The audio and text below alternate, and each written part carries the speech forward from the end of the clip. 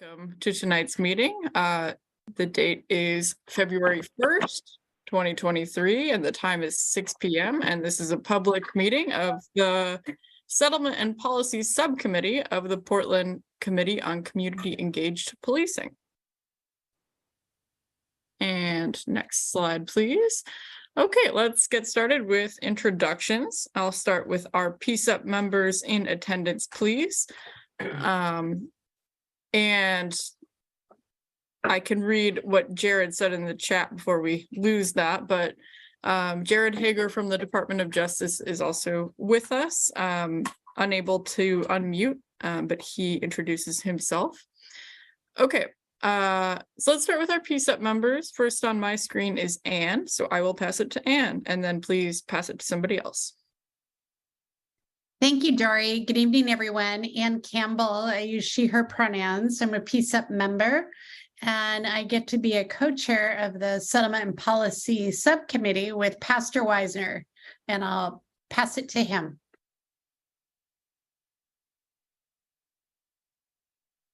Click. Hello, everyone. I'm Pastor Robin Weisner. I am co-chair.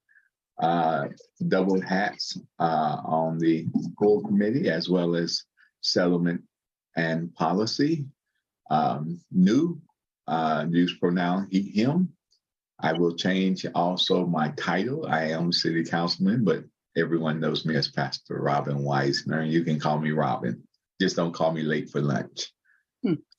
I'll pass that to you, Ms. Gloria. All right. Thank you, Pastor Weisner. My name is Gloria Canson. I use she, her pronouns. I serve on the Settlement and Agreement Committee. I also serve on the Community Engagement Committee. And I'm going to pass it to Nathan. Thank you, Gloria. Hi, everyone. My name is Nathan Castle. I go by he, him pronouns. Joined PCCEP earlier, well, I guess mid last year. And I live in the Central East Side area. And I will pass to Leslie. Hi, good evening, everyone. My name is Leslie Martinez. I am a new PCCEP member as of this last August. My pronouns are she, hers, and I'm happy to be here with everyone tonight.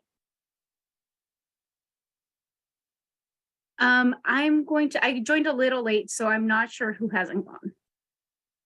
Has Anne gone? Yes. I think that might be everyone here so far. I think we might be expecting a few more members trickling in, but we can move on at this point unless I'm missing someone. Okay, now I will invite any city employees, city attorneys, COCL staff to introduce themselves at this time, please. And I am Dory, the PCCEP project manager, here with you as well. Good morning. We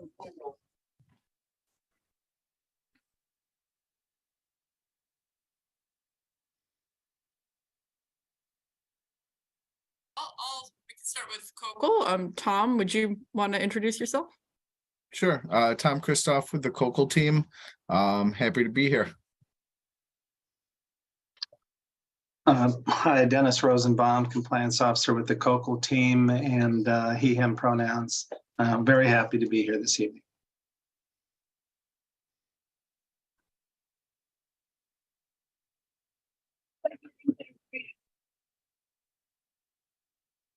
Is there anyone here from the city that would like to introduce themselves?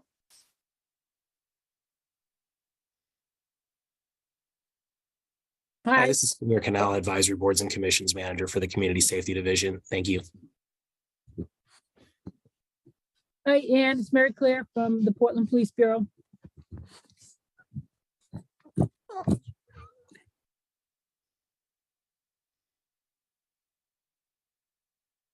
think that's it. Is there anyone else here that would like to introduce themselves from the city?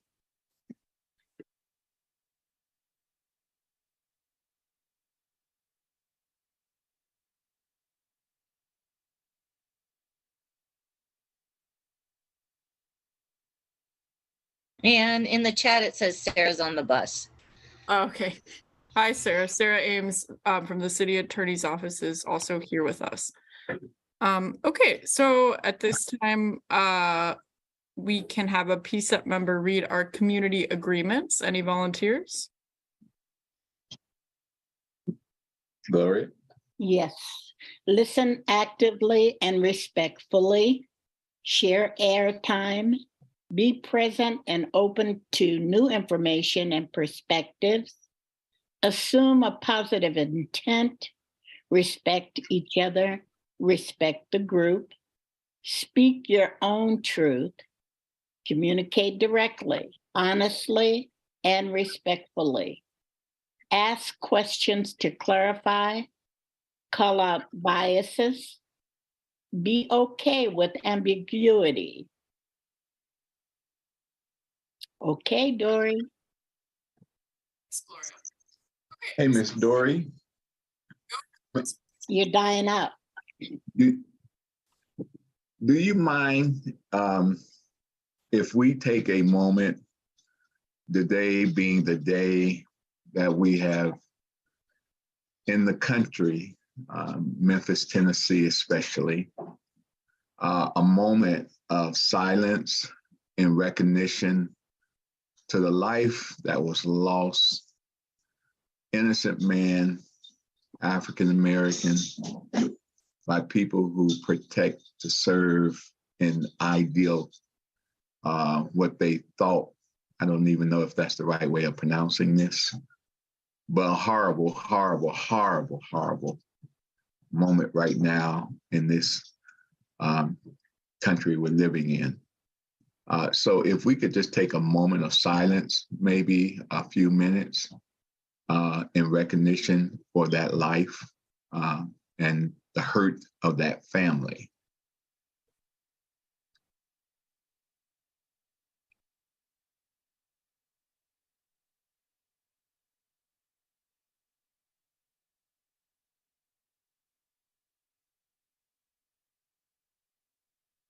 Now unto him who is able to keep us from falling. All right, Miss Dory.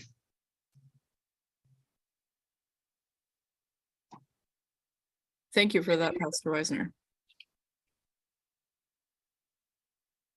Okay. Look ahead at what we're doing in tonight's meeting. So we're going to begin with the COCL Town Hall. That should say 5-minute break. So we're going to try to keep our break tonight a little shorter than normal, so we can devote more time to the review of PCCEP's independent monitor recommendation draft, and then have an open public comment period. And that will take care of our meeting this evening. And so with that, I'm going to hand it back to, or actually, I think we can hand it straight to COCL and we can get into that town hall. Thank you, Dory. So we have a PowerPoint presentation. I think Tom's going to try to put that up. In the meantime, I just want to say that we're going to summarize our findings for the third quarter of 2022. And after our presentation, as Dory said, we'll open it up for questions and comments. And for the remainder of the time, I just want to thank the PCCEP settlement agreement subcommittee again for hosting this town hall meeting, and thank everyone here in attendance for taking the time out to be here this evening and contribute to public safety in Portland. As Pastor Weisner said, and this is a very difficult time to be talking about police reform after what happened in Memphis, and many of us are just devastated and shocked by what we saw. And honestly, for me personally, I also am concerned. I have my own grandchildren are people, Black, of color, and I worry for them and others. And we don't have time to talk about it right this evening. Maybe there'll be some time, but certainly it underscores the importance of, looking closely at police reform and as you guys are all doing, as we're trying to do in Portland, ensuring that the police culture is supportive of the community and engaged in a respectful and impartial and constitutional way with the members of the Portland community. For anyone listening that's new to this, our main job as the COCL team is to assess whether the city of Portland and Portland Police Bureau have achieved compliance with the terms of the settlement agreement and between the city and the United States Department of Justice, or DOJ as we call them. And we document what actions the city's taken to achieve compliance and what remains to be done. I have a team of experts that work with me, including Tom, that produce quarterly reports that address these questions. We're independent of the city and DOJ. They do not control what we say, and that's very important. This report card here that we have on this slide is just, it gives you it's available online, our whole report, but you'll see that our reports are structured to include a separate compliance rating for each paragraph of the settlement agreement, with green label indicating substantial compliance, yellow indicating partial compliance, with more work to be done. For each paragraph we evaluate, we also make recommendations as to how the city and the Portland Police Bureau can achieve substantial compliance. So let me go on and summarize, Tom, if we can go to the next one here. What we found in this third quarter, the city remains in compliance for most of the settlement agreement and showed some gains in the third quarter as well. Specifically, they're able to move from partial to substantial compliance for 10 paragraphs, 3 in use of force, 3 under crisis intervention, 3 under community engagement, and 1 in the additional new remedies. So the city remains in partial compliance for 22 paragraphs, 16 of the original ones listed here, and then 6 more under the new remedies. And you can see the paragraph by paragraph ratings and analysis in our full report. Tom and I will give a brief summary again of each section of the settlement agreement. We'll try to highlight the work that remains to be done. So Tom, why don't you go ahead and start with use of force, and we'll go from there. Sure. And in starting the use of force section, I want to acknowledge what happened in Memphis too. Kind of as Dennis said, there's some personal elements to it. Myself, I was born in Memphis. I got my master's there. I still have family that live in Memphis. So that to me was, it's a personal thing to me as well. And it has its effects. So I'll go through the Q3 compliance summary. What we found was that 6 of the 12 paragraphs still do remain in partial compliance. We had moved 3 of the paragraphs into substantial compliance this quarter based on the reviews that we did this quarter, and we'll continue conducting those same reviews moving forward. But for this quarter, we had seen the evidence put them into substantial compliance. We're still seeing some persistent issues in the review of force cases. 2 of the main ones are what gets dealt with through a supervisor counseling session versus what gets forwarded on for a formal investigation, as well as inconsistent language regarding the term de-escalation. For this report, we've now made a requirement to address both of these issues to either achieve substantial compliance or for other paragraphs to maintain the substantial compliance. So we will need to see these issues resolved. With the audit that the force inspector does, we saw a lot of positive progress with the force inspector in terms of identifying issues that might be sent to training, that might be sent to policy. And we saw the force inspector doing things in a way that we had seen in the past, but that PPB had fallen out of. So they've returned to that. However, we're still not finding that the force inspector is identifying specific officers. And I know that one of the things that this came up in the status hearing with Judge Simon, and I know that some community members have asked too, what those kind of specific examples of what we're looking for. So what we had put in this report was a table of who was using or who had the highest number of FDCRs. And one of the things that I want to highlight here is when you look at this 0 number, officers that didn't complete any FDCRs, which means they didn't have any use of force events. The numbers are the majority of officers didn't use any force events. There's some officers that had 1 FDCR. There's some officers that had 2. But once we start getting up into this 8 and 7, there's only these 3 officers. Nobody used 6, so that really puts them into this higher echelon.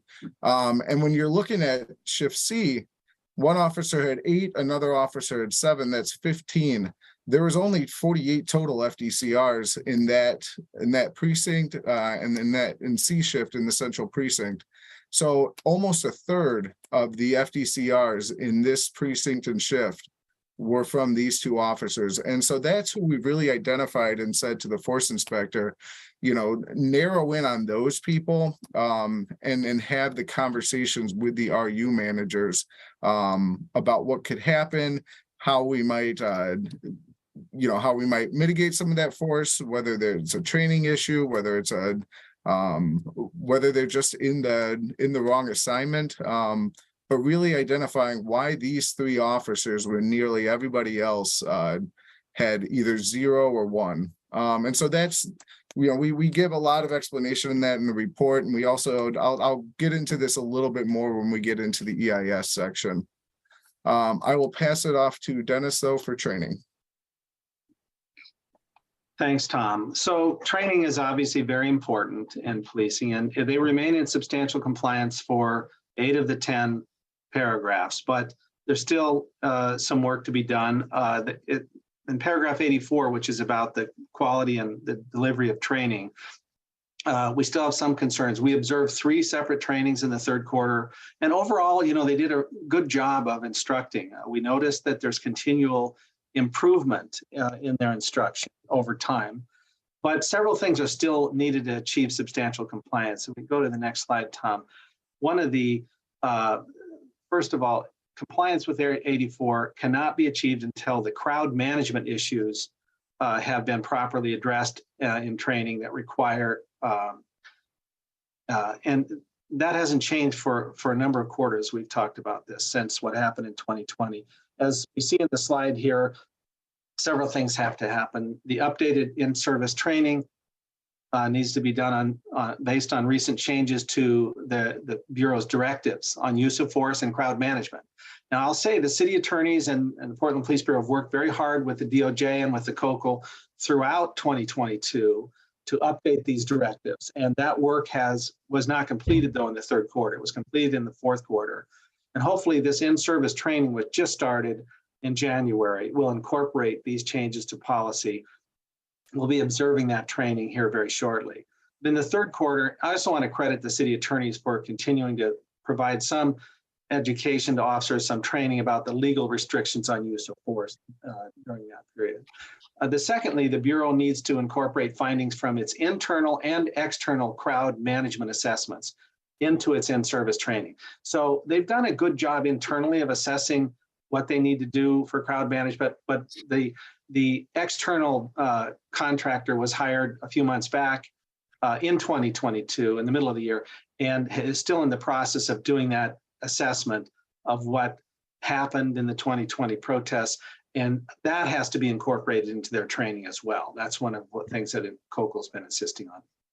And third here, they need to incorporate role-playing scenarios and interactive exercises into in-service training, including opportunities to practice interpersonal communication skills that I've been emphasizing for years. Okay, so, all right, let's go on to the next slide here, additional training recommendations. We continue to offer few recommendations that are consistent with best practices and evidence-based training. Some things need to move from online training to in-person training. There's difficult conversations around equity, for example, focusing on police responses to various constitutionally protected groups. That can be challenging when you're talking about the LGBTQ plus community or the BIPOC community. Some of it you need in-person dialogue with skilled instructors. Now, online videos are a good start, but these topics are too important to not discuss in person. Procedural justice and de-escalation skills. I've been stressing that forever. I will not stop preaching about that as long as I breathe. You can't simply list the 4 principles of procedural justice and move on to another PowerPoint slide. You have to demonstrate what these skills look like, and you have to ask officers to practice them over and over and over. And this is how you de-escalate potential conflict and you avoid the use of force. This type of evidence-based training requires time and commitment of resources. But we have some evidence from other studies that research shows that it can be effective. Enhanced training on consent searches. The online training that we saw was very good, but it didn't cover those consent cards that explained to the community member about that they could be searched and asking them if they consent to being searched in 5 different languages. So we need more training for people with limited English proficiency. The community did a nice job of developing those cards with Portland Police Bureau, but it needs a little more attention in the training.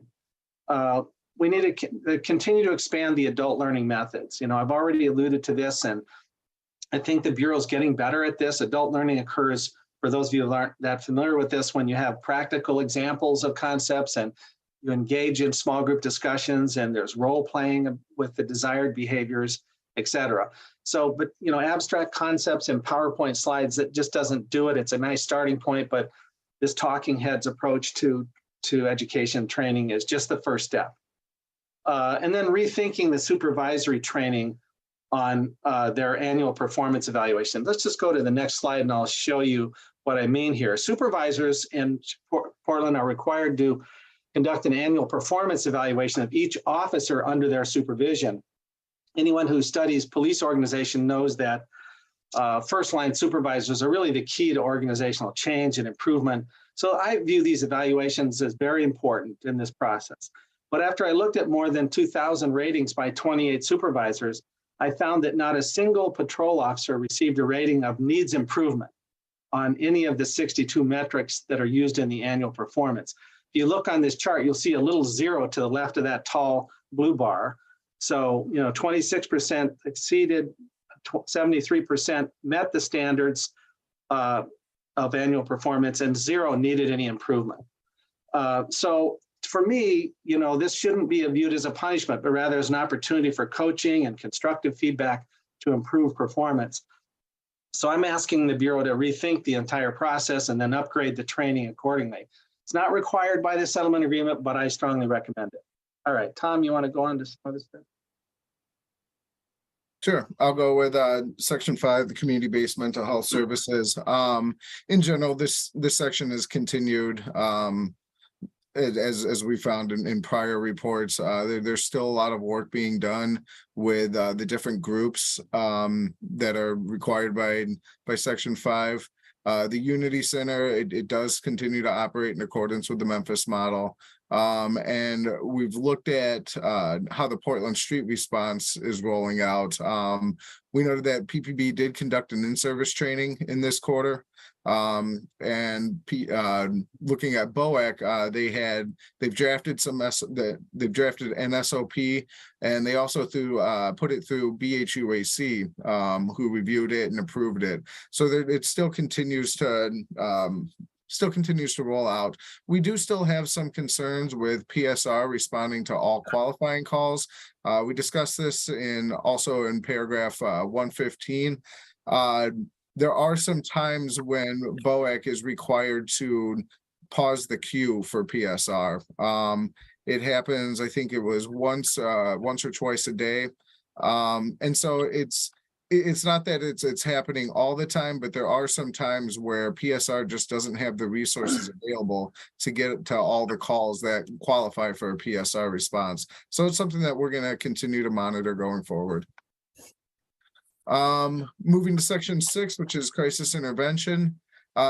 With BOAC, their policies remain in effect. They've maintained their audit to make sure that if somebody should have gotten an ECIT officer dispatched, that they did get an ECIT officer dispatched. Like I said, they have had an SOP that's been approved by the BHUAC related to PSR. However, they're still required to put together a policy and conduct the necessary training. With PPB, all officers still do receive the 40 hours of CIT training before graduating the Advanced Academy. And with specific to training ECIT officers, there is an ECIT training that was delivered in the fourth quarter. We'll cover that in our next report. But one of the things that we're going to look for is whether it's whether the additional trained officers are having any impact on overall PPB response rates to ECIT calls. In their most recent semi-annual evaluation, there was an overall 68% response rate, and we've seen this, it's moved from 75 down to 68. And in particularly in the North Precinct, the North Precinct had an overall 60% response rate, but in the 10 p.m. to 2 a.m. shift, there was a 39% response rate. And so we're looking to see whether this ECIT training will have an impact on that response rate. And if it doesn't, I think we'll have to get back together with PPB to boost the response rates, particularly in this precinct. With the Behavioral Health Unit Advisory Committee, we had found that they returned to substantial compliance. They were previously in partial compliance due to several issues that we had identified in a TA statement. These concerns, they've been resolved. For instance, the BHUAC they've resolved the issues of quorum. They've had steady participation. They've re-began issuing their formal recommendations. And as a primary component to resolving our concerns, PPB is now going to be providing summary statistics of non-lethal force events, as well as a discussion of the essential facts for lethal force events. So it'll be really good to have PPB or have the BHUAC being able to hear the real world situation so that they can better frame and better make future recommendations to policy and training. With the service coordination team and the behavioral health response team, we found that they have continued to function positively. A quick note, in the third quarter, a fifth BHRT officer was hired, which will bring them back to 5 BHRT units. However, that officer didn't begin in the third quarter. They were expected to begin in the fourth quarter. And so we'll provide updates in our next report. With Section 7, which is the employee information system, there are continued reasons that PPB has not come out of partial compliance and come back into substantial compliance. One is conducting a comprehensive EIS assessment. We've had some discussions with PPB, but we still need to have a little bit more follow-up with that to determine what data exists throughout the Bureau and what that EIS assessment, what can be done with it. I talked a little bit about that manual alerts, the at-risk employees, supervisors, and teams. We haven't seen any supervisors or teams identified, and the employees being identified. Like I said, they're not getting the individuals and taking a deeper look at the individuals who warrant the most concern. There's not that individualized response from the RU, and we've had some conversations with the force inspector on this, and I'm hoping that going forward we'll see a little bit more of an enhanced review. So one of the things that we've done too is we are able to provide some examples of exactly what we're looking for. And I talked a little bit about the comparatively higher raw numbers in the previous slide, but we can also talk about the comparatively higher rates. This was one of the officers that we had found in the data that PPB had provided us. The officer had 11.8% of their reports had a use of force associated with it. The mean for that officer's precinct and shift was 3.2%. Similarly, force applications to reports written, FDCRs to arrests, force applications to arrests, on all of these metrics, this officer was 3 to 4 times higher than what the mean was for the precinct and shift. And so this is the type of officer that you look at and you say, what about this officer is causing these greater numbers? And so again, I'm thinking, or I'm hoping that in the coming quarters that this is the type of evaluation that will be occurring. With Section 8, the accountability, we continue to find those critical deficiencies in the accountability system, the failure to initiate administrative investigations, to adequately investigate and to impose consistent discipline. I talked a little bit about this in the use of force section about that being now a criteria for maintaining compliance with there. But basically our paragraph 169 assessment is an aggregate of findings of the other paragraphs. And as we've seen, the accountability system still requires some oversight and some improvement on the part of the Bureau. As follow-up to one element, we still have not received a policy change for one of the paragraphs in the settlement agreement says that all witness officers to a lethal force event will give an on-scene statement. There was one incident that was over a year ago where an officer was cited as mentally overwhelmed, and it was a traumatic experience for the officer. So they didn't take their on-scene statement, and I think we understood that at the time. And what we'd asked is PPB to provide a policy change to that, but we still haven't seen that. Similarly, with IPR conducting full administrative investigations of all use of force events. They are in the process of updating their SOP to account for situations where it's not that the case doesn't have any basis in fact, it's that they can't make any investigation headway because the complainant won't speak with them and there's no other information. So they're in the process of updating that, and that'll be related to paragraph 129. I apologize. Finally, with paragraph 137, it's the corrective action guide. This is the new that in the past PPB had a discipline guide. They have switched to a corrective action guide. There's some similarities, there's some differences, but we are starting to see it being used.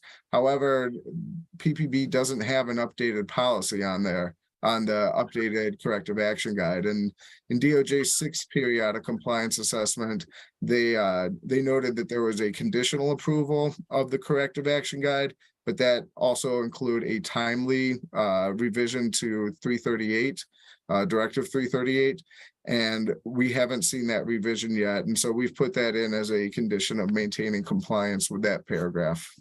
And I will pass it back over to you, sir.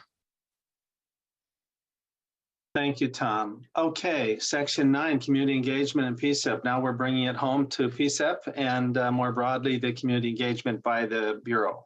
As we move from the first half to the second half of 2022, as all of you know, things finally started to get better for PCCEP as a committee, although there was still room for improvement in the third quarter. On a positive note, you had fully seated 13 members in the third quarter, although we know that can change as well. And PCCEP was staffed by a project manager and a quarter-time project assistant. And the full committee was productive, including co-hosting a town hall with us and reviewing PPB's STOPS data report and preparing for the status conference hearing, et cetera. However, we interviewed PCCEP members and asked you to reflect on the past 6 months. And by the way, I want to thank those of you who did take the time to speak with us. And most of you felt that PCCEP had yet to be effective at accomplishing a lot of its authorized duties and responsibilities, including community engagement. By the end of the third quarter, PCCEP had yet to resume subcommittee work, and the city had yet to formally respond to 3 recommendations that you made in 2021. So they remained in partial compliance for paragraph 142. However, I think we see some light at the end of the tunnel here. For example, you have some excellent city staff, in my opinion, and the meeting records are being posted in a timely manner now. Thank you, Dory, for correcting that problem. So there were reasons to be optimistic about the future of PCCEP. You've got your subcommittees going. As you know, one of the big challenges beyond the third quarter is community engagement. And we saw PCCEP members working hard on that issue in the fourth quarter. And while the PCCEP members are clear-eyed about the past and current challenges they face and they're frustrated in a number of ways, you keep showing up and you have a strong commitment to the mission of PCCEP. And so I personally respect that a lot. And I want to thank you for caring about Portland's and public safety. Tom, let's go on to the the Bureau's role in community engagement, which is also part of Section 9. They continue to engage the community through many of their advisory councils. They continue to collect and analyze and publish information about their performance, including excellent reports, frankly, on traffic stops and use of force, which, by the way, continue to show racial disparities in searches.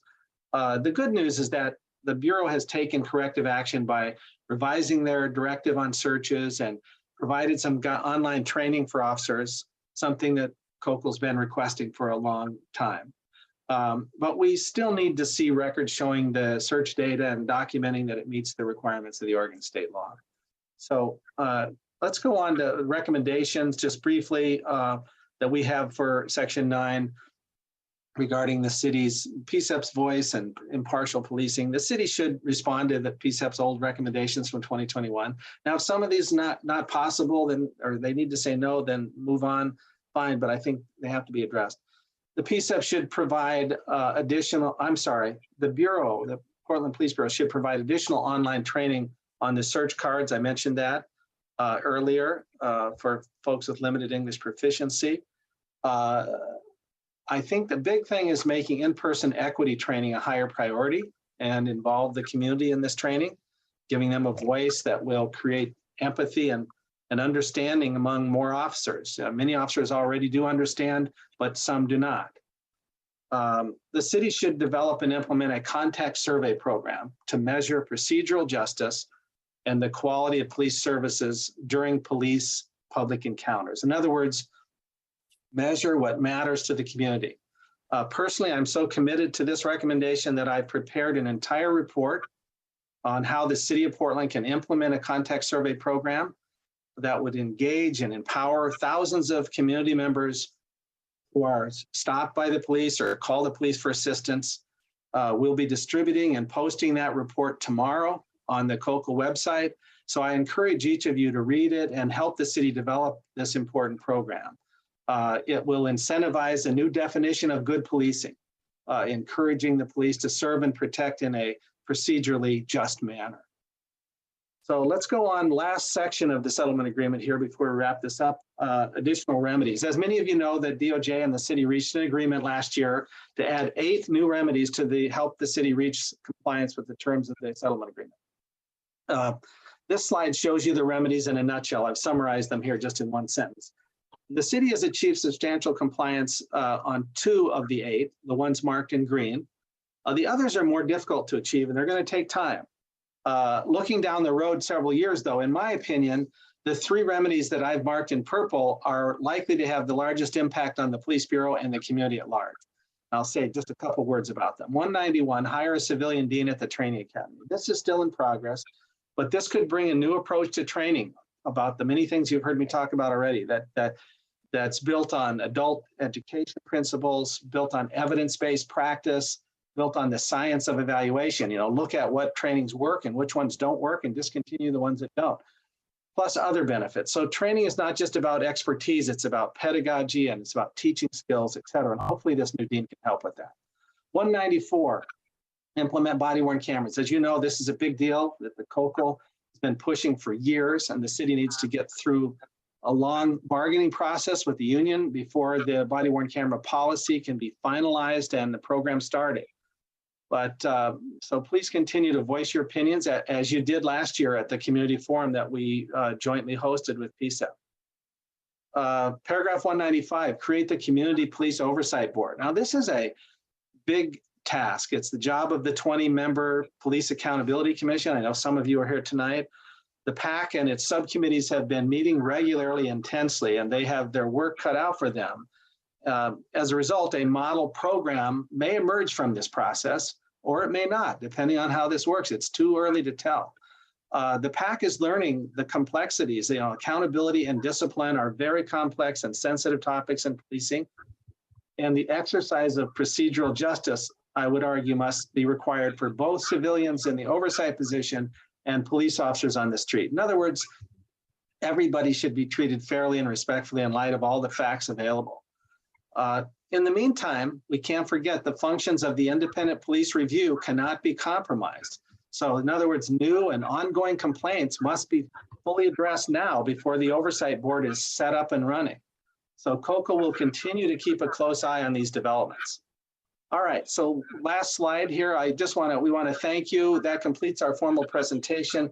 But again, I just want to thank the community members who have volunteered so many hours of your time to help improve public safety in Portland and help improve the Portland Police Bureau.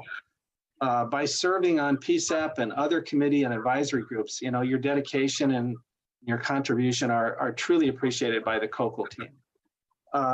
Now, before we open it up for questions and comments, I just, from the community and PCCEP members, I just want to remind everyone, as you can see here on this slide, if you have any comments on our report, which is out and you have access to it, you have until February 24th. That's like quite a ways from now to give us feedback. That's if you don't get a chance to speak this evening or you didn't get to say everything you wanted to say. So that's our email there listed. So please feel free to send us notes there, but I'll open it up now, leave it to Dory and whoever to manage this. Thank you so much.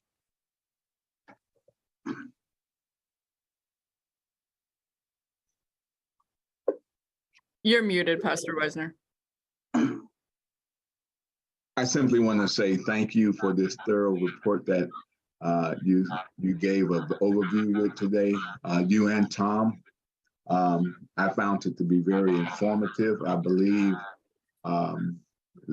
being my, second time in your report, I found this one to be very good for me. And very explanations of demands, which is something that I've heard strongly in the recommendations. I hope that we echo those same strong sentiments. I'll leave the other co-chair. Ann, would you like to mention any or say anything? Thank you, Pastor Weisner, and thank you for the presentation from our COCL members here tonight. I want to make sure we have time for the community, but I wanted to make a couple observations. I've been on PCCEP since right before the murder of George Floyd, and I appreciate this presentation, and I'm concerned that we continue to have the same themes running through the noncompliance. I'm concerned that in our city that we're still struggling with the assessment of the protests of 2020. I'm wondering what the timeline is for that. We've been asking for that for 2 years now. We want to know the learnings from that and how we can do better. I'm worried about the reporting that's continuing, the lack of reporting, the performance information where no one has received needs improvement. Very, very concerning. And I just want to, as I know my fellow PCCEP members want to push for more accountability and a safer Portland for all our citizens. I'm hopeful that we can move forward in this. And I want to now open it to questions. Also, lastly, I want to say that we've heard, PCCEP has heard about the contact survey for quite a while, and we appreciate Dennis's focus on that. And it is a personal issue for me as well, and I hope to help bring that to the forefront. Thank you. So I think. And could I just quickly comment? Thank you, Yes. Pastor, your kind words, and thank you, Ann, for all those concerns. I agree with you on some of those things as well. I do want to say that in this context survey report, which will be out tomorrow, I've tried to be specific this time. Here's a 4-step program that Portland needs to do to make this happen, as opposed to just recommending it as I have in the past. So just wanted to say that. Thank you. Thank you for that. We will definitely look Very much so. that. Thank you. Now, if there's some questions from the community, we'd like to, if you can raise your hand, Pastor Weisner and I would love to call on you. I would love to hear from the PCCEP group if I could first there. If we can have the group, if they don't mind, and then we'll go to if that's protocol. I'm new to this process, but I don't want to miss their opportunity to speak.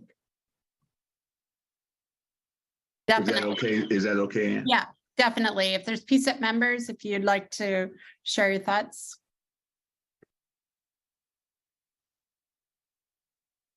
Miss Gloria, Looks like Ashley's first. and I do see your hand, Dan. You will be the very first one from community. Well, yeah, thank you for the presentation. And I'm just I just kind of want to reflect a little as a member, but also like as a community member, trying to understand all of these pieces, that this report, I like these reports are really, you guys do an amazing job. Thank you so much. Thanks for coming to this space and time. But I just want to reflect, it's like, it feels like a lot to take in sometimes. And that's a personal place I'm swimming in my journey as a new PCEP member, but, just trying to think of, what is the work that we can carry on. And so definitely looking forward to seeing that survey and that plan. I'm so excited. I just wanted to note that. And, I'll definitely keep that on our radar so that we can maybe even the community engagement space, bring that up as an important topic to review. So, yeah, those are most of the comments. I don't really have any questions. I'm still learning. So I'm interested in what everybody else has to say and talk about. So thank you. Thank you. Gloria? Yes, Anne, I had two questions that I wanted to ask. One is about the officer witness, the statement that they're supposed to turn in.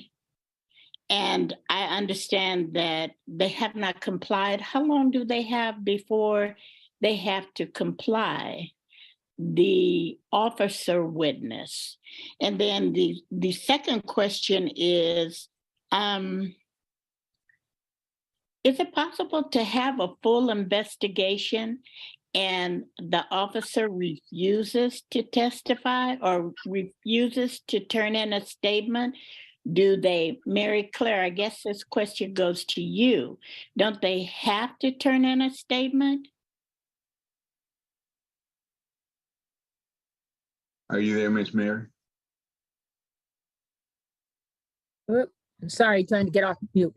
The witness officer Yes. is required by policy to give a statement.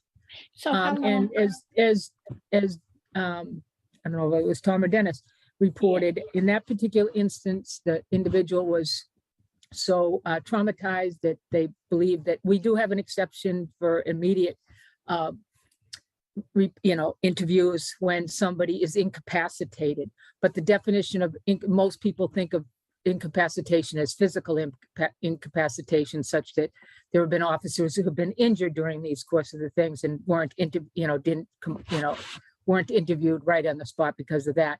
But this one was more of a mental health incapacitation, and that wasn't defined in our policy directly. And so that's what COCL is referring to, as they wanted us to include that aspect of incapacitation directly into our policy. Well, how long can this?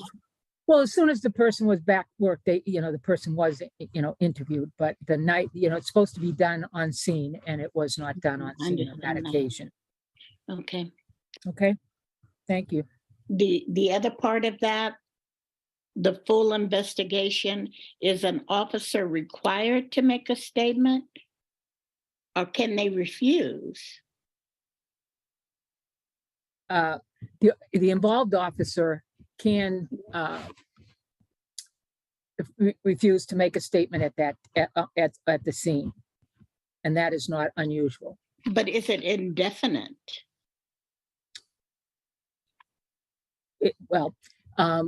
There is not to get too specific, but there's two aspects to an investigation. There's an administrative side and there's a criminal side.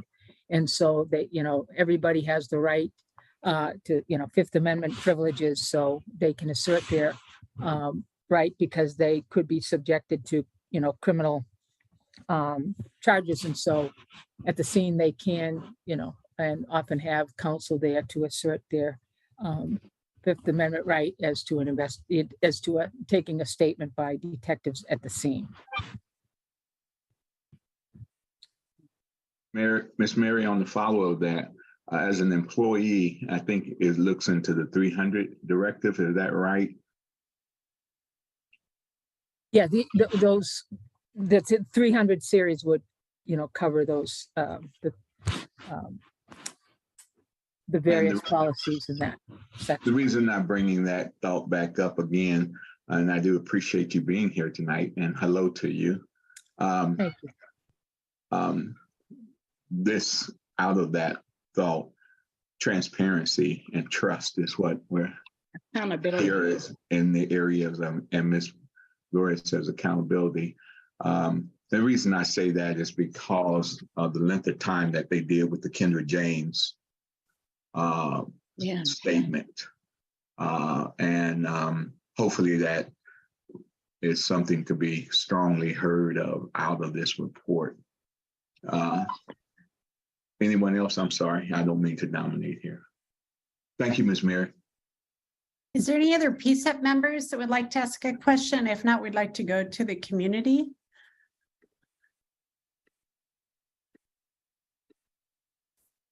I don't see any other questions or comments from PCCEP members. So I believe it's Dan Hadelman on the phone, the call-in. Yeah, that is true. This is Dan Hadelman. I use he, him pronouns. I'm with the group Portland Cop Watch. And I appreciate having the town hall, but in the past, the town halls came closer to the deadline of when comments were made. The report just came out last week, and in order to have read the entire 240-page report, you have to read 30 pages a day to have read the whole thing. And I just don't have the capacity for that. So I've only read your introduction and listened to what you said tonight. So forgive me if I'm asking questions that are answered in the report. But I'm wondering, and you have to, would like it if you don't answer them as I'm going through, if you want to pick them out, and you don't have to answer them all. But was there any mention in the report about the Bureau not releasing officer names within 24 hours, which was the policy at the time, starting last summer during this quarter that you're reviewing? Why is there any debate about what it means for a person to be treated at a hospital when this agreement has had that language in it for 10 years or more now? I don't understand that. There's a debate about that.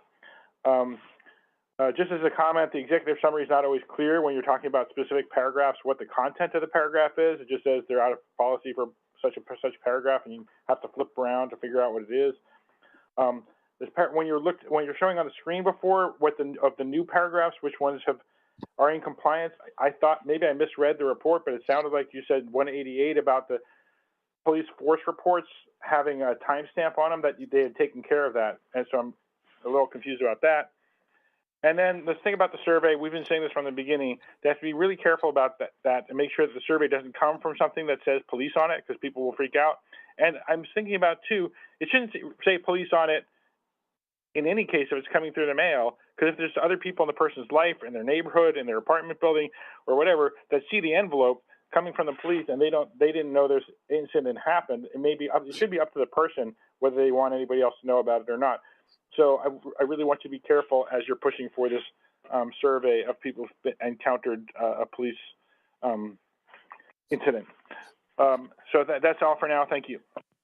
Dan, as always, we welcome you and thank you for your thinking. I'll let Mr. Rosenbaum or Tom address those issues. And then I also want to remind everyone at the latter part of that screen, we do have till the 24th to comment or send remarks to anyone who hasn't been thorough enough to be able to read through the document. Dan, I didn't quite catch the paragraph 188 question. 189. Oh, it was, I thought when reading the executive summary, it sounded like the police had added that timestamp in the new software that they have, and that you said it was in compliance, but then on the screen you shared earlier, it showed that it wasn't in compliance yet. So I'm confused about that. No, paragraph 188, I believe, is in substantial compliance. Yes, paragraph 188 was in substantial compliance. In our review of force cases, we looked at the FDCRs and we saw that they do have the times and dates of submissions and reviews, as well as the officers and reviewing supervisors' names.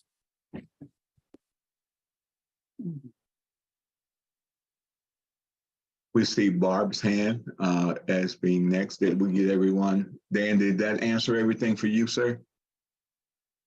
Well, I'm curious about the violation of the policy about releasing officer names, but I'm glad to let my colleague go and get that answer later. Oh, okay. We just want to make sure you get the proper time and answer period that you need. And Dory, if you don't mind keeping us on a time track, please. Yes, will do. We're doing fine. Yeah. Dan? Oh, let's let Barbara talk, and I have another point I want to get back to anyway. Thank you. Yes, sir. Miss Barbara? Thank you. Barbara Boshinsky, Portland Street, Portland Cop Watch. I have a question about Portland's street response, because is it a part of the settlement agreement remedies? Because I was reading that Commissioner Gonzalez wants to shift its funding from city funding to grants or something, and that seems to weaken the program. And also the PPB wants to take it over, which I think would be missing the point. And so I'm very concerned about that, because that seems like a successful program. I know they need more people, but I've heard that it works. So that's a concern. Thank you. Miss Barbara, if you don't mind giving me a little more background on that, because I'm just hearing that for the first time, and I'm not sure how many other. I went online and I was reading about Commissioner Gonzalez and his opinions on certain issues. And he was suggesting finding other funding for Portland street response rather than city funding. And there was also some mention in the article, and I don't know whose idea it is. I think the Portland Police Bureau wants to take it over, it seems. It seems like they don't want the Portland street response people taking their jobs away, is basically what it is. Even though originally they said they weren't equipped to deal with so many people with mental health issues and houseless issues. They said originally they were saying that wasn't their job. They were supposed to fight crime. So now they seem to be going back on that, now that we seem to be developing a solution that's working. So, Pastor, if you want me to respond, yes, I was getting ready to ask you, Ms. Mary, if you don't mind. Barbara, I can assure you that the Police Bureau has no intention of or interest in taking over PSR. We have been working very collaboratively with them, and we support their work. Okay, thank you. You bet. But there is still the issue of possible change of funding, which I think would then put them in position of competing with other nonprofits if they're going for grants. That's the only thing. That's the only thing my concern. And I don't know that they're going to do it, but it was mentioned. So I hope that people pay attention to that and don't take their funding away.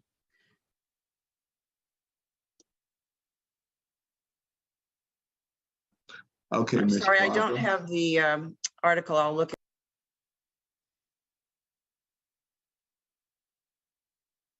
Okay, Ms. Barbara, thank you. And I'll let Dan complete with Cop Watch questions there. Okay, again, if Barb Rainish wants to go before me, that's fine. I see we're supposed to be going until 7:15, so there'll probably be plenty of time for me to come back. Yes, sir. Thank you again, Mr. Handelman, for your courtesy and being the gentleman, and ladies first, if you don't mind me saying it like that, everyone. Ms. Barbara, it's good to see you. How are you, Ms. Barb? That's it. Use both names, Barbara and Barb. You're going to get us covered one of these days. I will. No, I try to put the full stop after my name, and Barbara goes by Barbara in here, and it's all good. I wanted to speak about what Barbara just said about the Portland street response. They are still understaffed, and they do still have that queue, but I think of them as a funnel away from the police department. As much as I'm a supporter of the BHUAC, I'm a bigger supporter of diversion and not having law enforcement with weapons and uniforms where they're not needed when it comes to crisis response. And Portland Street Response, there's other funding than nonprofit funding for them to get at. And there's also funding that's coming in through the state, through the feds, whatever, to help stand up more crisis response. And right now that crisis response is Portland Project. There we go. Project Respond, which we've heard about a lot in the past, and they're also stretched really thin. So there just isn't enough of anything out there when it comes to behavioral health stuff, or what's out there that's been being funded isn't working is another part of it. That was my rant. I'm done. We do. Thank you, Ms. Barb. I do see Nathan, your comment that you were wanting to get someone to respond, and it looks like there is a link inside the chat that might be able to help any of those who are looking for more information, if I'm following that correct. Anne, I would like to kick back over to you and see if there's any thoughts to you before, or is there any other comments prior? Okay, Dan, I see your hand again.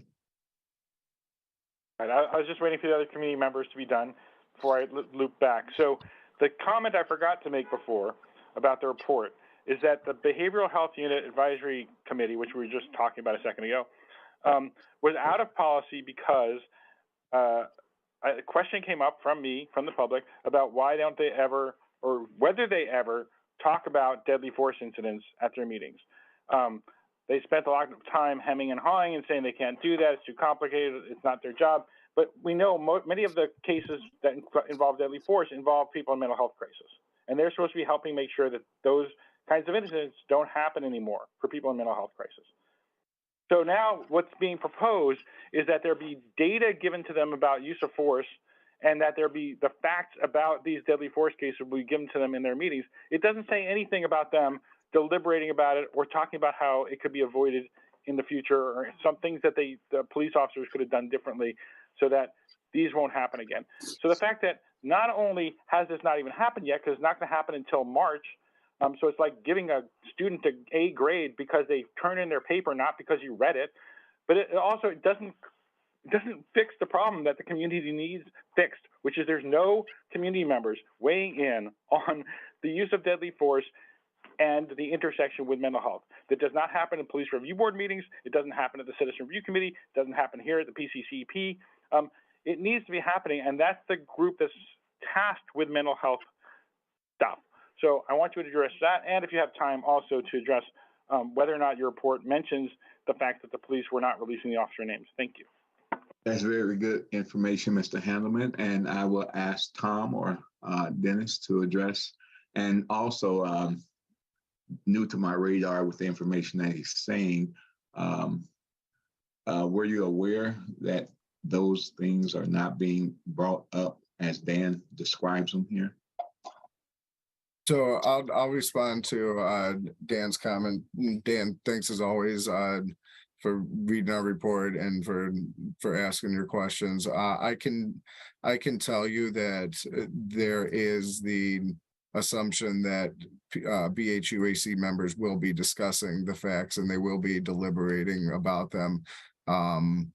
If the presentation is just a presentation and then the force inspector walks away without hearing any discussion, I don't think that would be what we're anticipating. The reason that substantial compliance was given in this quarter was because the agreement had been made. However, all that needs to happen now is a waiting game. We're waiting until March for the presentation to occur. We will be observing the presentation in March. If it is not up to what we've all agreed on, then that certainly has implications for substantial compliance. But at this moment, there's not anything that the BHUAC needs to do other than wait for the presentation and for us to observe it. But I can tell you that if there is no discussion of the statistics, or if there's no discussion of commonly identified traits within the lethal force events, I don't think that will meet the intent of what we had all agreed to. And then can you, the 25, releasing the names of 25 officers, what? I didn't 25 officers. What I said was that 1010.10 about the post shootings directive says that the names of officers who were involved in the shooting will be released within 24 hours unless there's I don't remember what the word is, but like an actual threat of some kind. And there was supposedly a threat against an officer in one of the 3 shootings toward the end of July, and they didn't release that officer's name. Then there was another shooting a couple of days later, and they didn't release that officer's name either, even though there couldn't have been a threat because nobody even knew who the officer was. And then there was another shooting in August, which was also in this quarter, and they didn't release the name for that, and they didn't even really say there was a direct threat against that officer. They just said that in general the FBI had said that there were people trying to threaten officers who use deadly force. And so those names were withheld against the policy that was approved by you and the DOJ. And then it wasn't until early December that the Portland police, and this is of course in the next quarter, released the names for 5 shootings that happened between July and the end of November. And then they said, we've changed our policy, and now we're going to release those names in 15 days instead of 24 hours. And they said, we did this in consultation with the DOJ, and at one of the PCCEP's previous meetings, Jared Hager said, well, they didn't really consult with us so much as they gave us the policy and said that we're going to do this, and we're still deliberating about it on our own. So they sort of also made a misstatement when they finally changed that policy. That was the word Mr. Hager used, misstatement. That's very generous.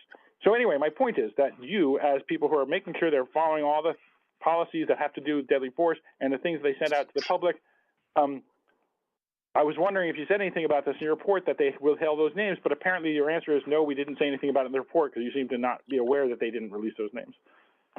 It's not in our report, but it's something that we'll follow up on. Again, thank you. I do see there is, Dory, would you mind reading that? I don't have my glasses on, from Mr. Cannell, who has a response to the names release there. Yeah, I think that that is just a citation to the directives that Dan Handelman mentioned, 1010.10, which, and this is from our CSC support staff president. Excuse me, we can't really hear you. Not again. So this is just a citation provided by PCCEP staff to Directive 1010.10 that Dan Handelman cited, about how PPB shall release the identity of Bureau members involved in incidents within 24 hours absent a credible security threat. That's the essential text there. And also directive. We have 2 more hands, and we have about I believe to 7:15. If there's any other comments before another thought came on the next Nathan, who's going to speak, and then Barb's hand went down. So Nathan, but if there's any other hands that would like to come up now and have any questions, we'll welcome you to do that now, if you don't mind. Nathan. Thank you, Pastor Weisner. On the topic of releasing the names of officers involved in shootings, I agree that it's disturbing how that process happened with the policy changing in, not the usual way. I am curious though, I don't know if Portland Cop Watch or anyone else wants to share their perspective on the, impact to the community or just the operational impact of not releasing those names. And I guess another way to phrase that is, how is that information going to be used within those, first 2 weeks, in a way that it wouldn't be useful, or would have been more useful within 24 hours? Let me try to follow that. I heard, and maybe Mary, you can speak. I would like to hear also before Jared, if you would have like to comment as well. I heard Nathan's question, not to interrupt, but I think No, go ahead. If I'm hearing Nathan, I think Nathan's question is for those who have spoken about the officer names issue. And his question is speaking to or kind of asking why the community and those who have spoken are interested in having the names be released in a more timely manner. If I'm hearing that right. That's what I was exactly trying right. to get. May I interject as well, Pastor Weisner? You may. You Not do have the floor. I don't want to interrupt you. I appreciate all the comments, and I just want to make sure that we stay on time to this. So we have 3 more minutes to follow up on that. And I appreciate Dory rephrasing that question. Anyone who has spoken about that issue, I know Dan was expressing concerns about that issue. So maybe Nathan is asking for a response from Dan in this case. Great, thank you, Dory, for your help. Right, I just put in the chat that I can send in comments to the PCCEP and Mr. Castle, but among other things, it really, one of the basic fundamental reasons we have this DOJ agreement is the lack of trust between the community and the police, and that stems from their use of force. Now, the DOJ didn't focus specifically on deadly force, but that's the biggest breach of trust for members of the community. And when we've been enjoying the information about officer names for years, within 24 hours or so. I mean, it was a little bit longer in the past. And then all of a sudden, that policy gets changed without any public input and without any good explanation. I think it's just taking us backwards into a place where there's more distrust of the police as an institution. And they were trying to build trust, and it's not helping anything to keep those names private. Thank you. Excellent, thank you. We do have Ms. Barb, only a couple of minutes. And if you don't mind, Ms. Barb, I'm gonna ask if you to reserve a moment so I can hear from Jared. Would you mind, Ms. Barb? Jared can go first because he's more eloquent, and I'll say what I want to say if he doesn't cover it. Thank you. You're too kind, Barb, and thank you, Pastor Weisner. I just wanted to speak to your question, or I guess your invitation to comment on the policy.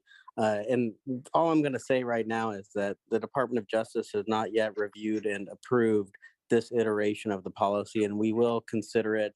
I don't want to speak for the city in laying out their interest in changing this policy, but I do believe it was mentioned in the press release that went out that what their interest was, or at least in part what it was.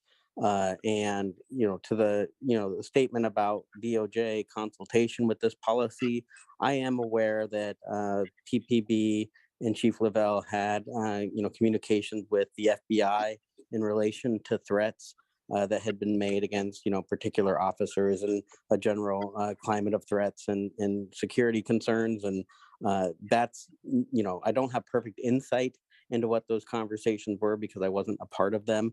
But the FBI is part of the Department of Justice, and I know that consultation had happened on that end with respect to our review and approval authority under the settlement agreement. We'll exercise that as we have in due course. And we just have not had time to fully deliberate on it. And we review those policies on a little bit of a schedule. So I hope that speaks to your invitation, Pastor Wisner. I appreciate Dan's comments and the COCL's presentation tonight. Thanks for having me here. Excellent. And I would invite anyone from the city if they would like also, as we're cutting time. I see the hand timeout, football signals there, but I would like to see if there's anything there. If not, we can at this point, turn it back to Dory. Again, I'm gonna first say that one more time. Anyone from the city that would like to say anything? Wonderful. As we say in church, you had your chance to put the money in the offering, so you didn't do that. We're gonna keep on moving. Dory, is in your hand. Yes, well, both keeping things moving and taking a break. So we are going to take, if we can, keep it to a 5-minute break, so we can shift gears, sort of, and be talking about taking a look at the PCCEP recommendation to appoint an independent monitor. So I will see everyone back here around 7:21. So let's take that break. Recording.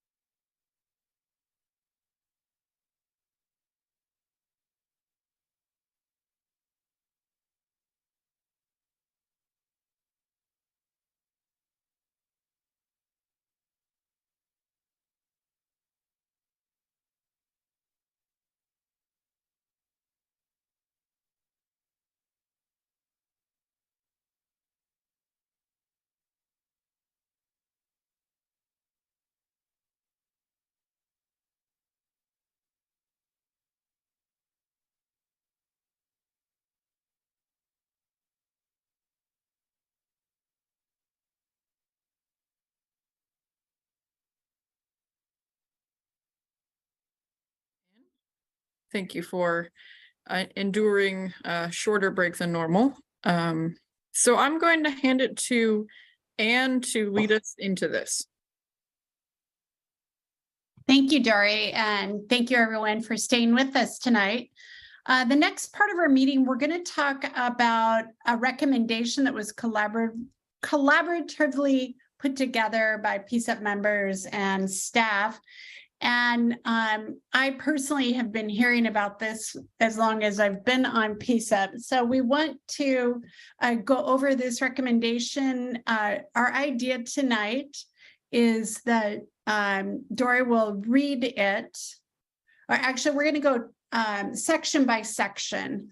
So, and our hope is this, it is our hope that we will kind of collaborate on this document tonight, add, subtract, talk about additional things we can put in this recommendation. We would like to bring it to our full board meeting later this month for a vote, and then we'd like to present it at the status hearing the end of this month. So that's kind of where we're going with this. Pastor Wisner, did you want to add anything at this time? I do not, but I'm looking forward to hearing everyone. Thank you. Okay, so let's start. If we could do a screen share, Dory, of the document. So I want to remind everyone, this is the document that we've used as long as I've been in PCCEP, and so we're going to use this again. I appreciate also, I just wanted to mention that it was brought up that the city has not gotten back to us on some recommendations that we put in 2021, and we will definitely ask Dory to check into that and see what the status is of that and when we can expect an answer to those. So a summary of our recommendation. Dory, did you want to read that one little piece, please? Sure. And the summary, and so yes, this is very much a draft. Sorry, I'm gonna stay close to my computer. So very much a draft, and the summary, I think, this is kind of a placeholder as the rest of this changes. But here we go. So PCCEP recommends that the Department of Justice request an independent monitor be appointed to oversee compliance in the settlement agreement. PCCEP also recommends that the new independent monitor demonstrate substantial expertise in issues pertaining to mental illness, racial equity, community engagement, and evidence-based police oversight. The community must be engaged in the selection process to ensure adequate demonstration of this criteria. Thank you. And so it was our idea that we'd go over section by section. One thing that we could add to this, I know we could add this later in the document. I have heard over and over how community members would like the selection of this independent monitor to be someone in our community. So I'm wondering if it would be appropriate to add it here, or I think we could add it after criteria. Mm-hmm. Yes. So on this section, how we thought we'd go over this tonight, because as you know, it is our hope to gain as much community and PCCEP member feedback as possible, to just go section by section. So let me call on people that have their hands raised right now, and then we'll just speak about this, and we'll get to each section as we finish the previous one. So Nathan, please go ahead. Yeah, I'm just going to say, and I know this is maybe a controversial take, but I'm not convinced that we should be limiting the talent pool for the monitor to only Portlanders.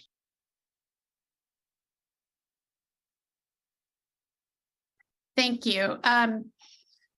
Was I muted that whole time?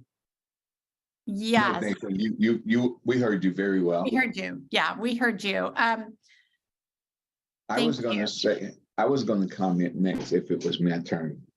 And I was going to agree with Nathan there, because from the last We heard how before I got off on unfortunate Wi-Fi disconnect and lost concept of, but I heard that Seattle area, Northwest area, and it's common around to have people in the community around the state or city, if I've heard that correctly. It's a common thing to have people somewhere around. I'm trying to find words for this, but I'm lost at words. But it is not uncommon to have a person that's not so local important based. That's how I want to say that.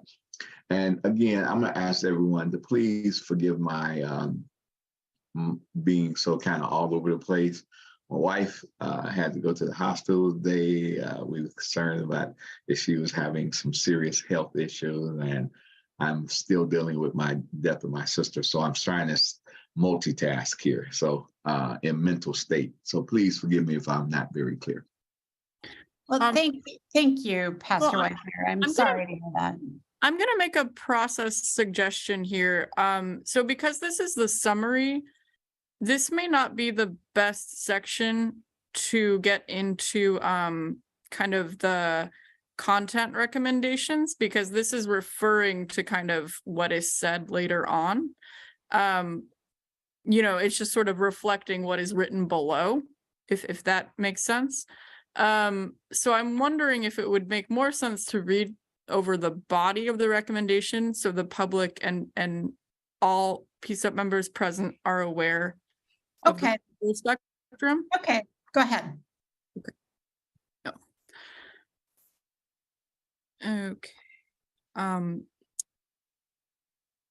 Okay. The Portland Committee on Community Engaged Policing recommends to the Department of Justice that an independent monitor be appointed in the United States of America versus City of Portland Settlement Agreement.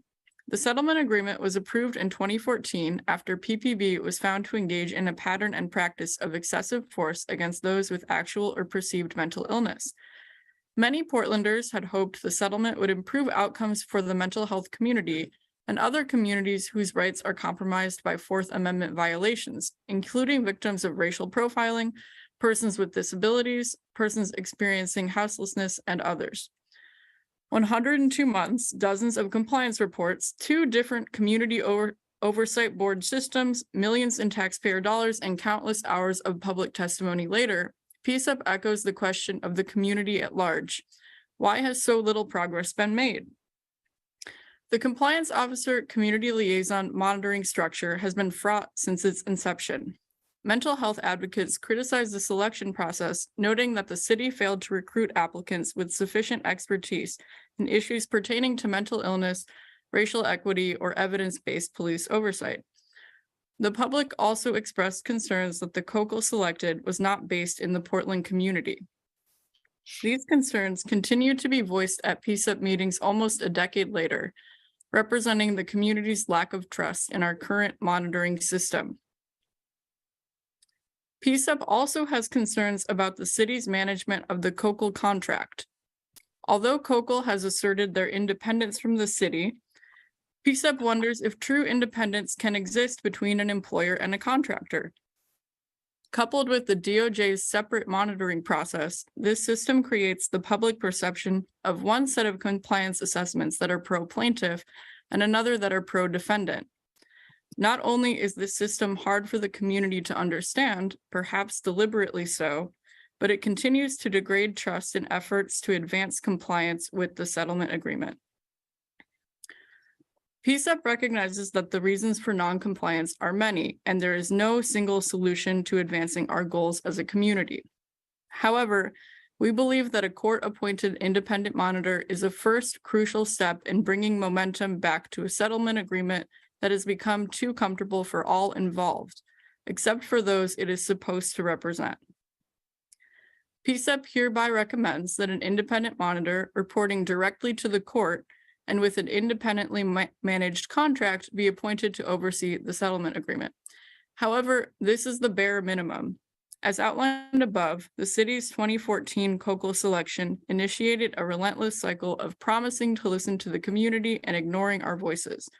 To begin to address this harm, PCCEP demands a robust reflection of community concerns and opportunities to participate in the selection of the independent monitor in the following ways. I'm going to pause here. Anything we want to take a look at before I move on? Thank you for reading that, Dory. Well done. Nathan, is there anything that Dory has shared that you'd like to comment on? Yeah, I think there's a few things. I think the characterization in here, why has so little progress been made? It's interesting because if you really look at the full history of the settlement and where PPB in the city were in 2014, 2012, compared to where they are now, I don't think that, so little progress is a fair characterization.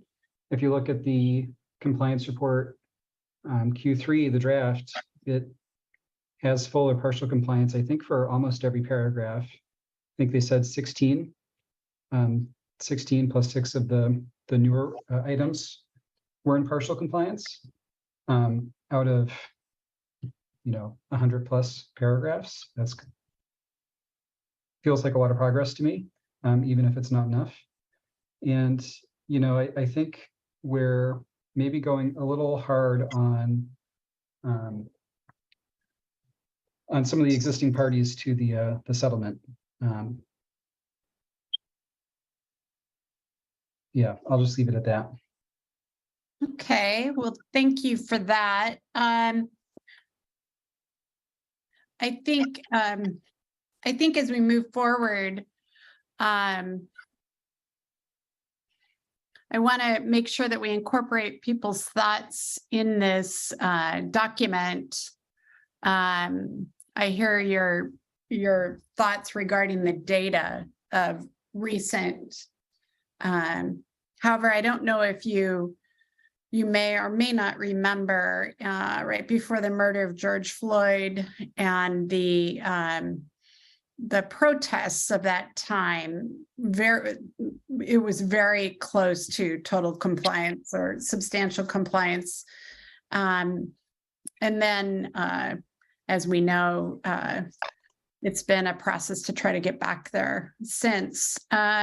And I, as a PCCEP member, really feel like I've been on this committee since right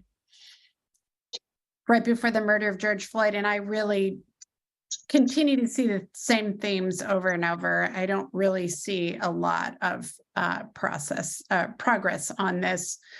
But what would you like to see us do in this document? Do you have some specific things? Because we're trying to definitely collaborate on this. Do you have some specific ideas of things you'd like to add, or? And I had a follow-up on your comment. There can certainly be different viewpoints about how much progress has been made, 100%. But I think my understanding of the recommendation and what it's rooted in with the independent monitor advancement is the idea that the community's view that they don't agree necessarily with the compliance assessments being done. Is that accurate? Would you repeat that one more time? The community does not agree with. My understanding of kind of the discourse happening between Ann and Nathan, with Ann citing concerns about some of the events of 2020, for example, and what is written here, and then Nathan citing the compliance progress as outlined by COCL. I think what maybe hasn't been expressed is the fact that some members of the community who often speak at PCCEP meetings and other PCCEP members disagree with the compliance assessments that are currently being done, which is why is part of what the recommendation for an independent monitor is rooted in. And Is that accurate? I agree to that. I do too. And if I'm hearing Nathan though, to discount a measurement is what I'm hearing. And the statement of where that is a little word in our recommendation that disregard some progress. Not like you saying, because I believe I agree 100% with where we are. And I think there's many of us here that agree to that. But in the ideal of the language is what I'm hearing. And Nathan, I see your hand back up. Yeah, but you can go ahead and finish if you have a thought to share. No, I was just, if you don't mind, I don't want to sound like a commentary or a person that's making commentary. I just thought that's what I was hearing. And I was in the areas of understanding that and agreeing to the fact of measurements. So. Yeah, I mean, I guess just to sum up, some of my concerns, I think the emotional valence of the text as written is more charged than it needs to be. I think this could be, to the extent that the ideas need to be expressed, I think they can be expressed in a, less extreme way. I think that, we're presenting this, well, I guess we're per the summary, submitting the recommendation to the DOJ. So, maybe that affects things. But I think, when I'm writing these reports, I try to think, if this is going before a very critically thinking federal judge, what are they going to think about this? And, it has to be, accurate both in the text content, but also in, the implications. And then finally, I think, the supporting text for why we want an independent monitor that's presented here, I think implies, it almost supports the opposite argument that we maybe shouldn't have one. Because my understanding is that with the independent monitor setup, as soon as a section is, or I guess let me back up. Currently, the way the settlement agreement is monitored, there's the, once everything is in compliance, there's that 1-year monitoring period where things have to stay in compliance. My understanding is that with a court-appointed monitor, it's done section by section. So, the vast majority of these paragraphs post-2020 wouldn't be on the table anymore. And that implies a, easier on the city, easier on the PPB situation, which would be good for resolving the settlement agreement. I don't think that's consistent with the tough approach that this document, or at least the parts that I've seen, is taking. I thank you for those comments, Nathan. And I want to go back to that up above in the document, Dory, if we can. I'm wondering if it might be helpful at this moment to go over also what Tia says, suggesting, because we want to make sure that we get as much collaboration as possible, definitely. I think, as was discussed earlier by Pastor Wisner and Dory, I believe that it could be a difference of opinion on some areas of this. And I just want to see if there's a way we can come to collaboration on this. And it's my understanding this recommendation will be presented at court, but it also, our recommendations do go to the mayor and the chief of police. That is our structure. That's my understanding. The continuation of that will happen. Dory, is that true? It is. Oh, I'm sorry, my name is not Dory. Yes, so that is PCCEP is authorized to make recommendations to the mayor and the chief of police. But in this case, the way this recommendation is framed is we are making a recommendation to the Department of Justice.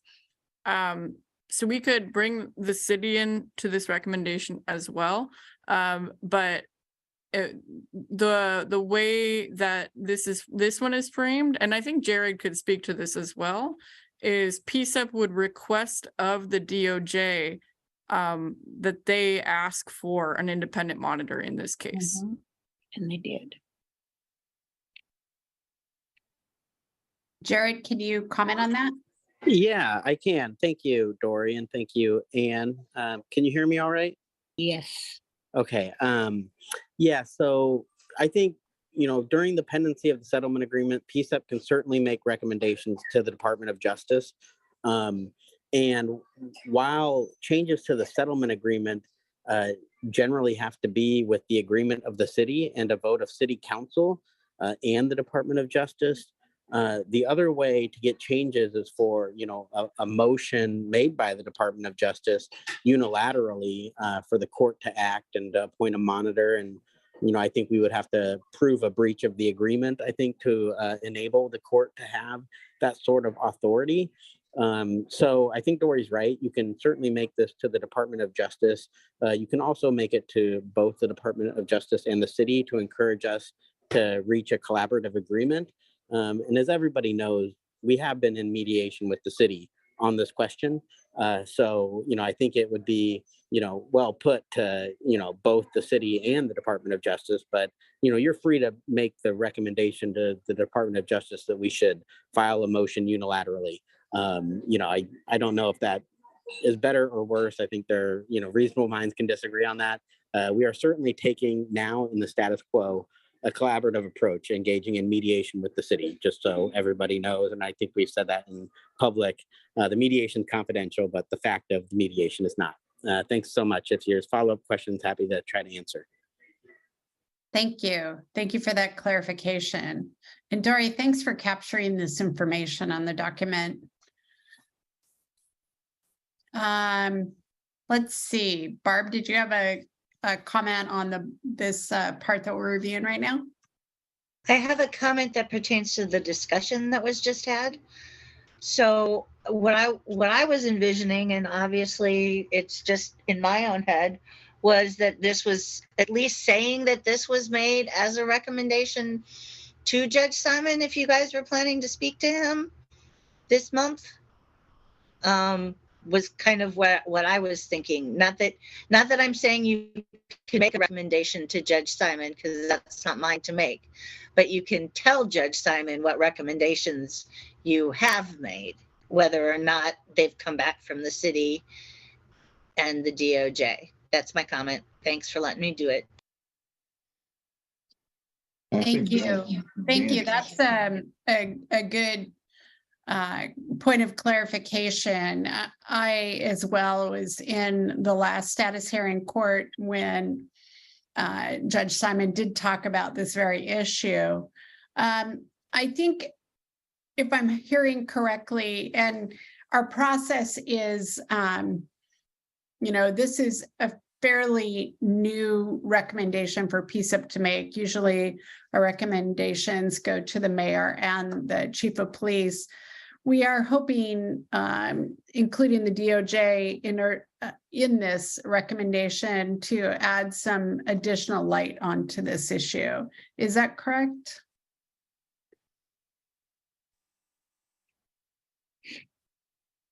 Not sure who your question's for. I can't hear you very well. Was that a question for staff or? Yeah, staff and PCCEP members.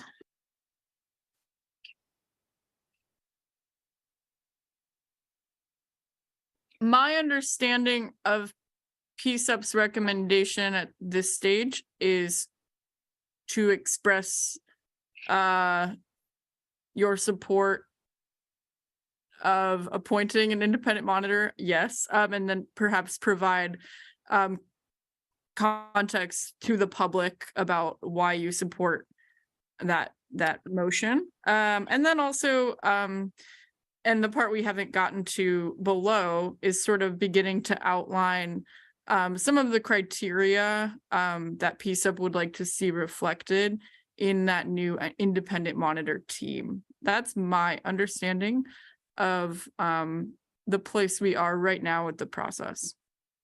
Thank you. And thank you for that clarification. Looking at the time, can we move on to the part, can we review where you stopped talking before and kind of put our lens on that part of the document at this point? Yeah. Did we want to get these hands or would you like me to proceed? Oh, I'm sorry, I didn't see the hands. Apologies.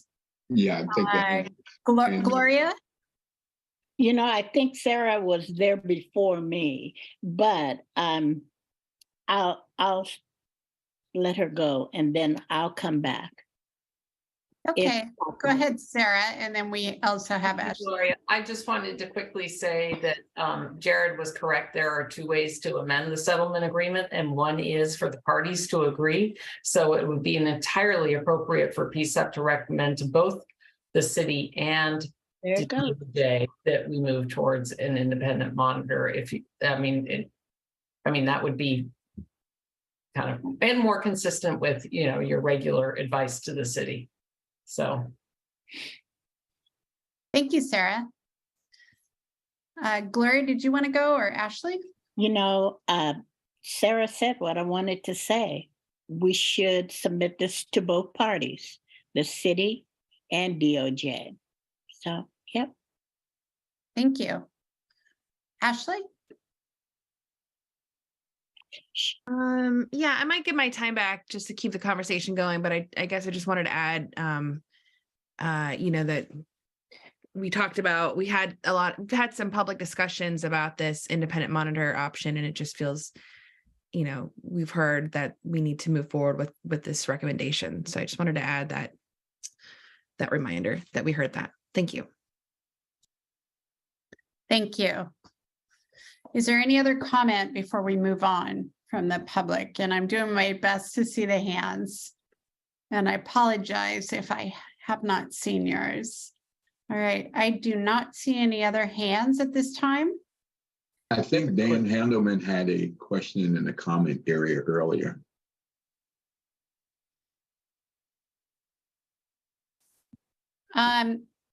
Okay. Dan, your question was, will there be public comment on this document before the subcommittee votes on it? We're asking for comments now, and we're going to be bringing this document to our full PCCEP meeting later this month. So yes, so now and later. And then I did see a comment. Thank you for that focus, Pastor Wisner. Debbie Iona, if we have an independent monitor, what would be different? Please follow up on what Mr. Castle mentioned. Would the requirement to remain in compliance for 1 year still be in place? Good questions.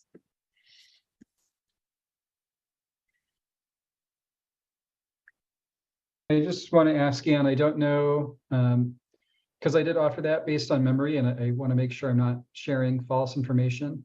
I don't know if Jared or Sarah or anyone who knows would be able to comment on specifically how, compliance monitoring would work under the independent or the court-appointed monitor setup. Great questions. Jared or Sarah? And Jared or Sarah, if that has been expressed previously, is that something that the community would have would be able to weigh in on, or would that be a fixed provision of an independent monitoring process?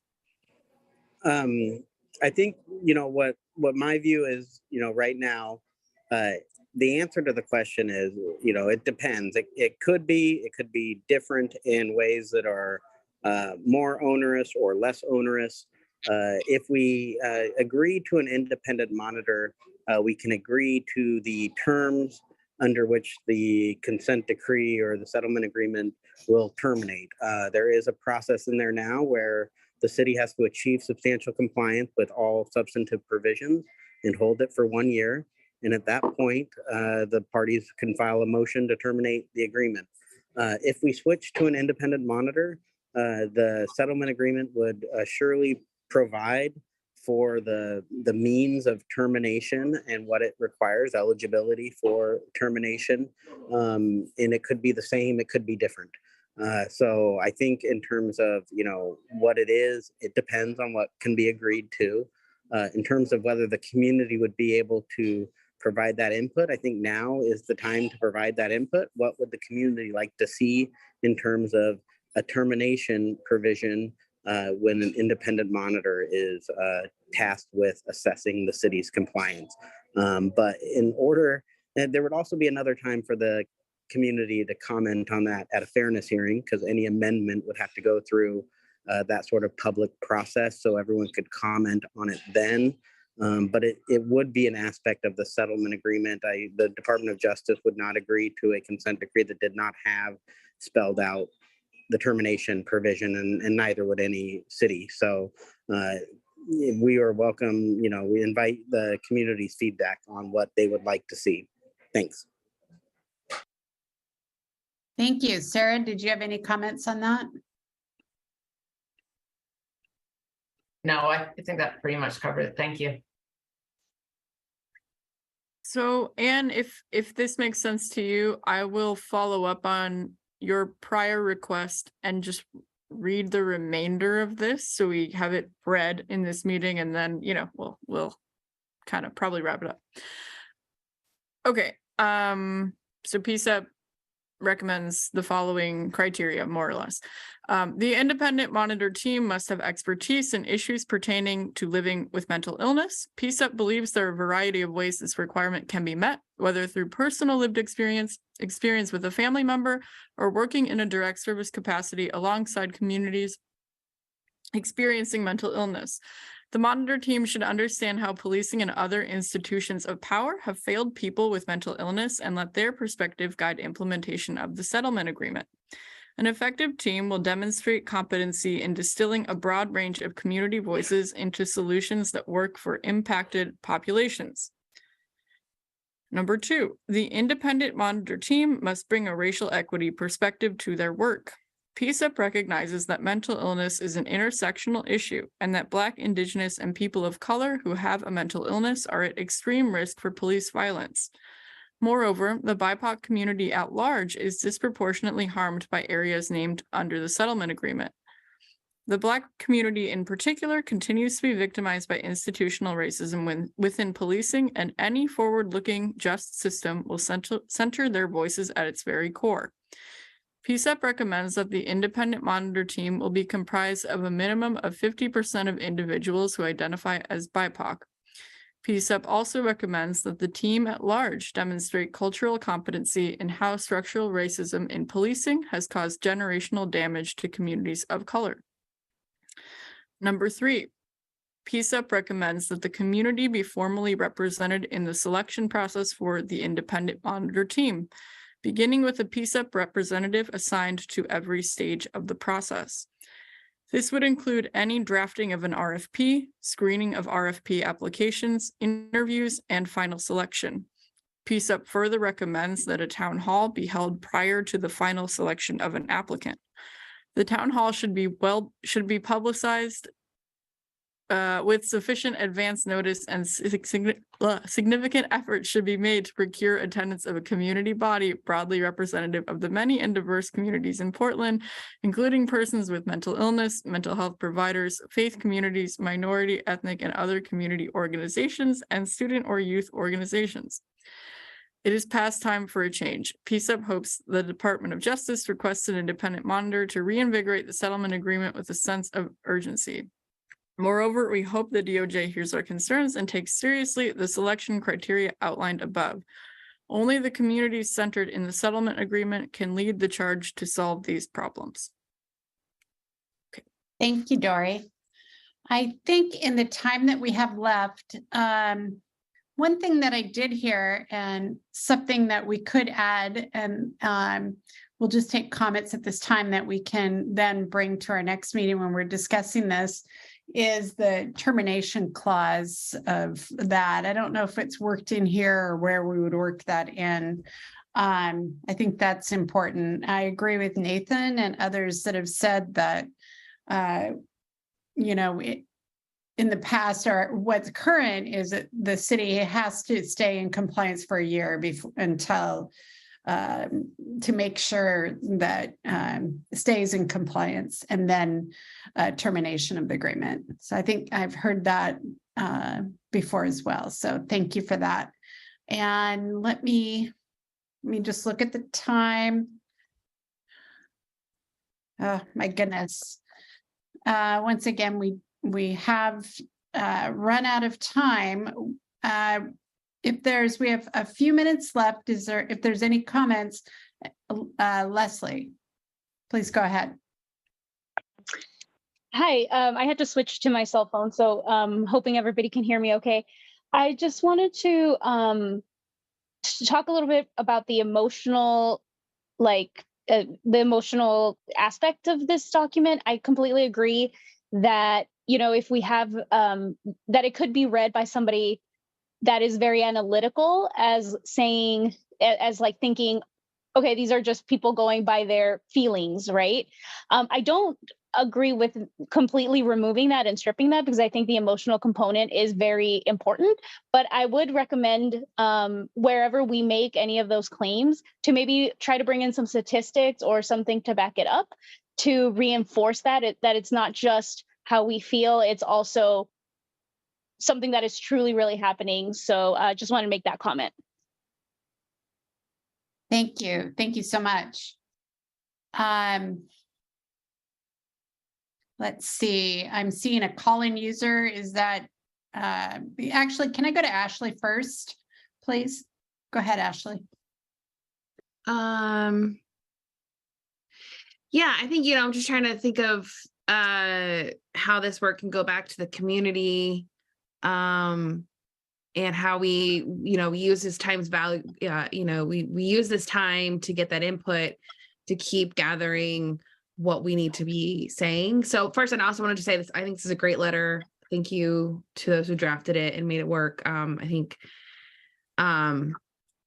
those who show up in this space, and I'm not saying this space, the PCCEP has created a really accessible place for a lot of input. I think we're still working on that. I think this letter, it says, is true to what we heard, especially back in October. We were talking about this with the consulting group.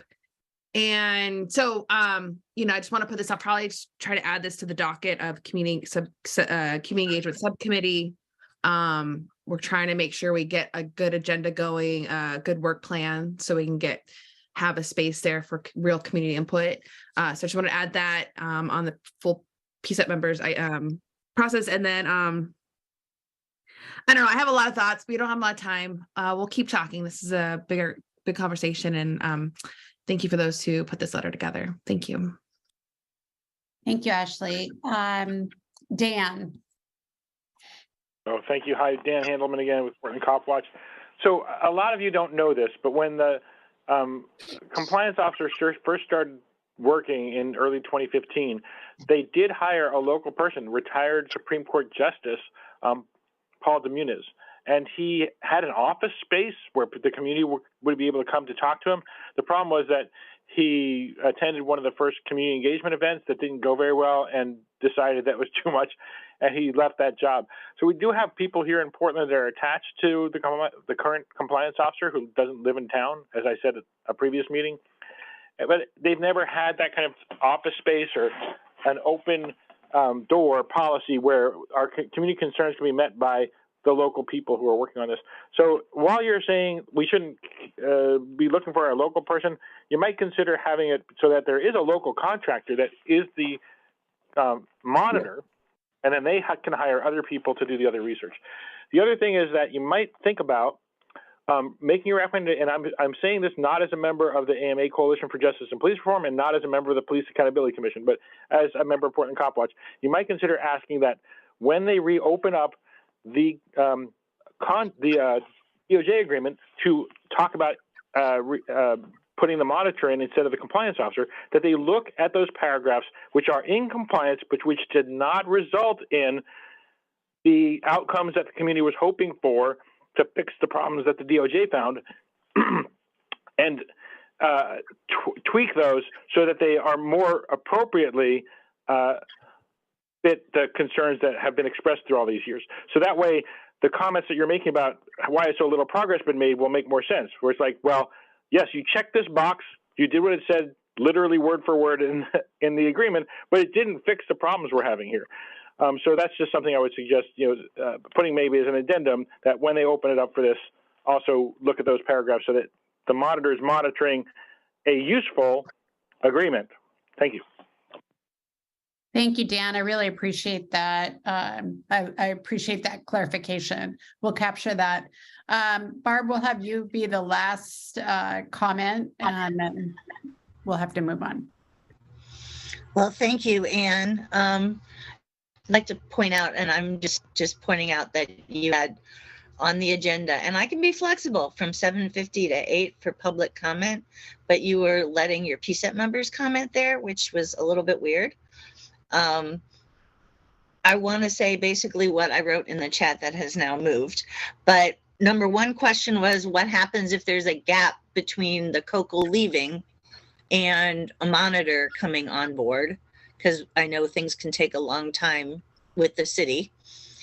And then also, I'm not sure when this document was last worked on by this committee that you guys were talking about, but it would be really nice to have stuff available ahead of the meeting for the public. If the PCEP is being provided with it, it should be either attached to the agenda or attached with the other documents that say they're pertinent. So that's what I got. Thanks. Thank you, Barb. Oh, wait.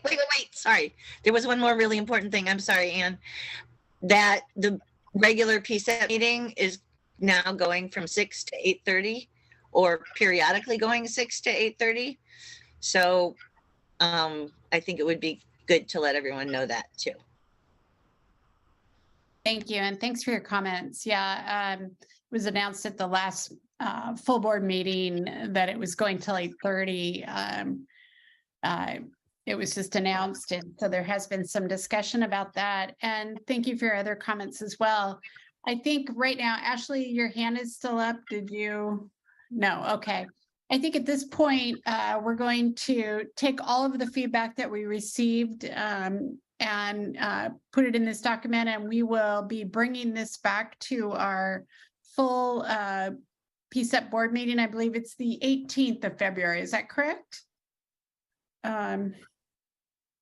I believe it's the 18th. I don't have my calendar in front of me. I'm sorry. No, it's the 15th. 15th. Sorry, excuse me. And we want to thank everyone for being here tonight, to giving us their feedback. And we also want to remind everyone that all PCEP members are available. Please email us at our emails that are on our website, PCEP website, and we look forward to continued participation. And Pastor Wisner, is there anything you'd like to say? Yes, before closing, once again, the family in Memphis. I've been very, very vocal and very careful also of the audience that we have. But people may have known, like I made a statement with the gathering at the convention center, where I was beaten like that. I survived it. I was taken where guns was pointed at me. I survived it. I don't know how to even express this hurt. And I'm hopeful that our group won't forget the injustice of those who have not gotten it as of today. And maybe there is an opportunity for people like you and myself and others who are serving on this committee to help people to feel that they have a safe place to talk about it and say it. My prayers again is that we are strong in making sure that something like this does not come to Portland. It does not happen in Portland. Again, please keep the family and the country in prayer at this time, because we do want change. We want change. We demand change. It's not even a thought of whether it should be considered the way it has. It's not a black, it's not a white, it's cultural change that we need. And again, I'm expressing it as light as I can without antagonizing, or because everyone knows that the accountability that needs to be taking place. And that's what we're asking for, accountability. My prayers again to the family, and that's my comment. Thank you. Wholeheartedly agree, and I'm sorry that that happened to you and many others. Good night, everyone. Good night. Yep. So yes, and thank you for speaking to that, Pastor Weisner. And yeah, so just a look ahead here. You all can read this. This is on the PCCEP website. And with that, the time is now 8:08 p.m. Thank you all so much for being here tonight. And this meeting is adjourned. Recording stopped.